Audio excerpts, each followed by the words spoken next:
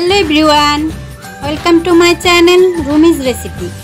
মজাদার রান্নার special recipe পেতে আমার চ্যানেলটি সাবস্ক্রাইব করুন, পাশের বেল আইকনটি প্রেস করুন। আজকে তৈরি করব তালের রস দিয়ে তালের পিঠা বা তালের বড়া। সেই সাথে থাকছে কিছু টিপস। আশা করছি আপনাদের ভালো লাগবে। চলুন দেখে আসি তালের পিঠা তৈরি করতে কি কি লাগছে। প্রথমে 1 কাপ পরিমাণ তালের রস নিয়েছি, 1 কাপ পরিমাণ কোরানো নারকেল নিয়েছি,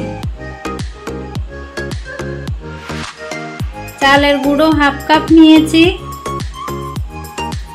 সামান্য একটু লবণ নিয়েছি, 2 টেবিল চামচ পরিমাণ ময়দা, 2 টেবিল চামচ পরিমাণ চিনি নিয়েছি। চিনিটা আপনারা আপনাদের স্বাদ মতো ব্যবহার করবেন। এখন একটা বাটিতে তালের রসগুলো নিয়ে নিচ্ছি।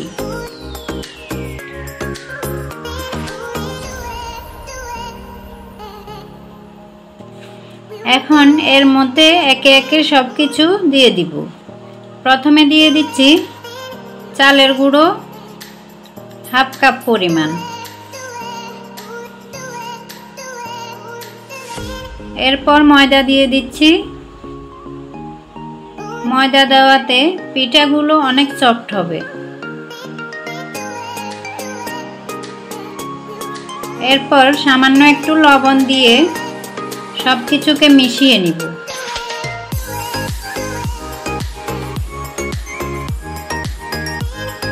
মেশানো হয়ে গেলে এখন এর মধ্যে দিয়ে দিচ্ছি আধা চা চামচ বেকিং পাউডার। যেহেতু আমি শুকনো চালের গুঁড়ো দিয়েছি, তাই আমি বেকিং পাউডার ব্যবহার করতেছি।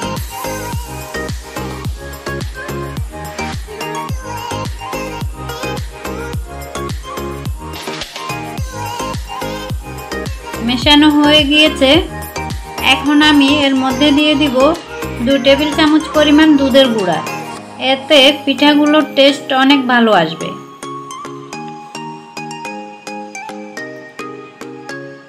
এখন নারকেল কোরানোগুলো দিয়ে মিশিয়ে নিব ভালোভাবে।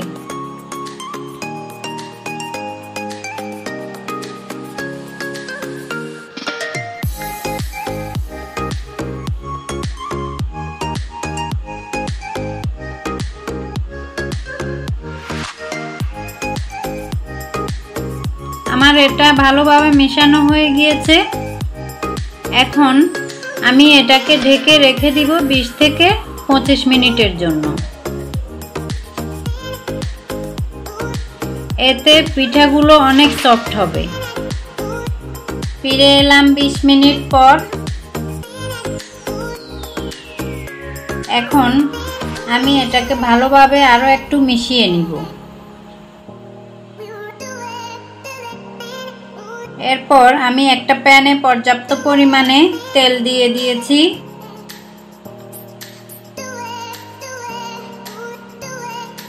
তেল মিডিয়াম আঁচে গরম করে নিব। তেল গরম হয়ে গেলে আমি এর মধ্যে ছোট ছোট গোল করে দিয়ে দিচ্ছি।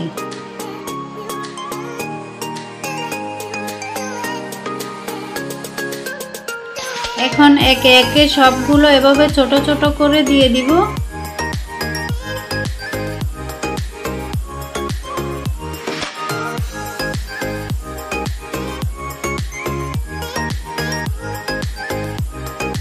সবগুলো দেওয়া হয়ে গেলে এখন 1 পিঠ ভেজে নিয়েছি। তারপর এভাবে উল্টে পাল্টে ভেজে নিব।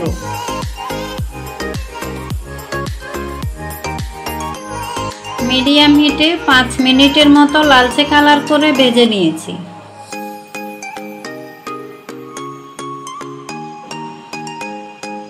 হয়ে গেলে উঠিয়ে নিচ্ছি।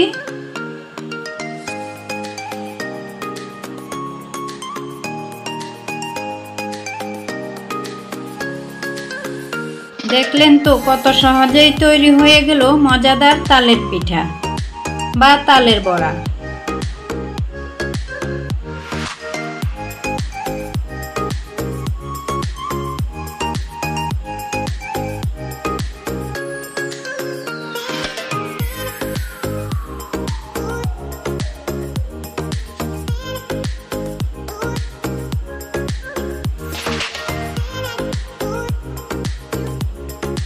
এবার আমি একটা পিঠা দেখিয়ে দিচ্ছি কতটা সফট হয়েছে। আশা করছি আজকের এই রেসিপিটি আপনাদের ভালো লেগেছে। ভালো লাগলে একটা লাইক দিয়ে দিবেন আর সাবস্ক্রাইব করে দিবেন। আল্লাহ হাফিজ।